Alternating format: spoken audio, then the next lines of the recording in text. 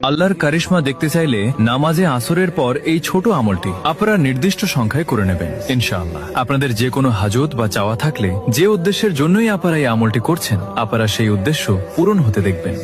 আসরের নামাজ আদায়ের পর আপনারা সেখান থেকে উঠবেন না। প্রথমে 3 বার দুরুদে ইব্রাহিম পড়ে নেবেন, এরপর 21 বার পড়বেন সুবহানাল্লাহি ওয়া বিহামদিহি সুবহানাল্লাহিল আযীম, তারপর 21 বার পড়বেন হাসবুনাল্লাহু ওয়া নি'মাল ওয়াকিল। এভাবে 21 বার করে পড়ার পর শেষে আবার দুরুদে ইব্রাহিম পড়ে নেবেন।